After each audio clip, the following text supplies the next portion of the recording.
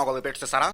A, staro, divnate upoznati dušo. Baš divno. Izvinite moju neočekivanu posjetu, ali sam video vaš fijasko na pokretnoj slici i oduševljen sam! Kakva performansa! Niko me nije tako zabavio od početka Velike depresije 1929. Toliko siročića. Dušo, da sam hteo da povredim nekoga ovde. Ja bi to već uradio. Ne, ja sam ovde jer želim da pomognem.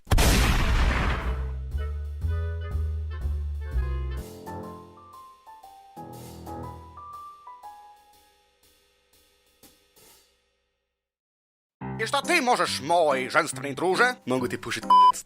Ha, ne,